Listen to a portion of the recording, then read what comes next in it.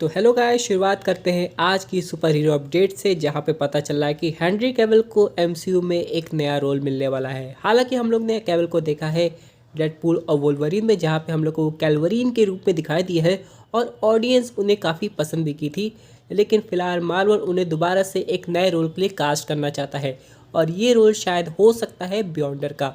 अब यहाँ पे बियॉन्डर की इम्पोर्टेंस शायद एवेंजर्स सीक्रेट वॉर्स में ज़्यादा है, लेकिन अगर केवल इस रोल को निभाते हैं तो डेफिनेटली इन पे ये रोल काफ़ी ज़्यादा सूट करेगा। अब सवाल ये आता है कि अगर केवल बियॉन्डर का रोल निभा रहे हैं तो उनके वुल्वरीन के वेरिएंट के रोल का क्या होगा, ये अभी तक डिस्क्लोज नहीं हुआ है। हालांकि क्रिस इवंस की बात करें तो वो एमसीयू में एक साथ दो रोल प्ले करते हुए नजर आए हैं, जॉनी का भी, कैप्टन स्टीव रॉजर्स का भी।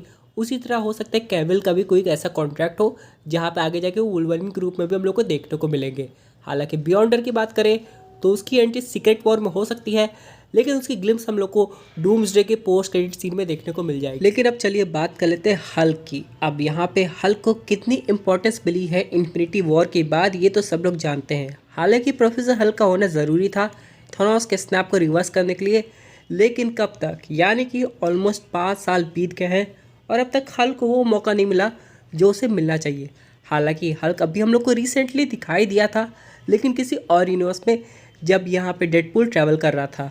तो यहाँ पे अगर हम लोग बात करें हल्क के कैरेक्टर की, तो यहाँ पे रीसेंट अपडेट ये बता रही है कि मार्वल हल्क को विलन बनाना चाहता है अपकमिंग एवेंजर्स मूवी के लिए। यानी कि हम लोग ने मैस्ट्रो हल्क को तो एवेंजर्स गेम में देखा होगा, लेकिन वो लाइव एक्शन में भी आ सकता है और यहाँ पे एवेंजर्स का सबसे बड़ा दुश्मन बन सकता है। यहाँ पे स्टोरी के अकॉर्डिंग मैस्ट्रो हल्क और रॉबर्ट डॉनी जूनियर को डॉक्टर डूम एक साथ काम करेंगे मल्टीवर्स को ठीक करने के लिए उनके अकॉर्डिंग, लेकिन यहीं पे एवेंजर्स बीच में इंटरफेयर करने की कोशिश करेंगे। हालांकि अपने एमसीयू के वर्जन के हल्क का क्या होगा, क्या वह इनक्रेडिबल बनेगा कि नहीं, ये अब तक एक सवाल है। लेकिन अगर मैस्ट्रो हल्क आ जाता है तो सबसे बड़ा क्वेश्चन ये है कि इसे कौन से वर्जन का हल्क प्ले करेगा। अब जैसे कि अभी रिसेंटली एरिक बैना, मार्क रफेलो और भी बहुत से वर्जन के हल्क हम लोग को देखने को मिले हैं, लेकिन एडवर्ड नॉर्टन का हल्क अगर मैस्ट्रो हल्क बनता है तो वो सबसे ज़्यादा ओपी लगेगा और ख़तरनाक भी। हालांकि अगर ऐसा होता है तो ऑडियंस हल्क को लेकर तो एक्साइटेड हो जाएगी, लेकिन फिर भी अपने एमसीयू के हल्क के लिए ऑडियंस अभी भी जस्टिस मांग रही है। क्या पता captain America brave new world में हल्क का वापस से कैमियो हो, लेकिन फिलहाल अभी रेड हल्क वहाँ पे शाइन कर रहा है। फिलहाल आप लोग यहाँ पे कमेंट करके बता सकते हैं कि अगर मैस्ट्रो हल्क आता है तो उनमें से ये 3 वर्जन के कौन से हल्क को उस वर्जन के हल्क को प्ले करना चाहिए। मेरे हिसाब से मार्क रफेलो भी बेस्ट रहेंगे, लेकिन एडवर्ड नॉर्टन का हल्क सही में एकदम बवाल मचा देगा। अब यहाँ पे हम लोग आते हैं घोस्ट राइडर की एंट्री पे। आफ्टर ऑल हम लोग ने 2 मूवीज़ देखी है, निकोलस केज उसको प्ले किए थे, लेकिन अभी यहाँ पे घोस्ट राइडर वापस एमसीयू में आने वाला है। और निकोलस केज की बात करें तो अभी वो स्पाइडरमैन नोवार का रोल प्ले करने वाले हैं अमेजॉन की एक टीवी शो में, लेकिन उनका आना तो तय है, लेकिन ये सीक्रेट वॉर से पहले होने वाला है। कहा जा रहा है कि इस बार घोस्ट राइडर की एंट्री स्पाइडरमैन 4 मूवी में होने वाली है।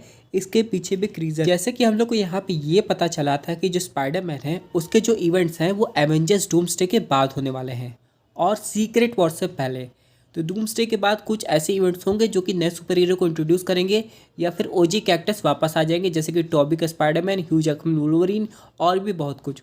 उसी तरह निकोलस केज का भी घोस्ट राइडर हो सकता है पीटर की हेल्प करने आ जाए ताकि वो नल से फाइट कर सके।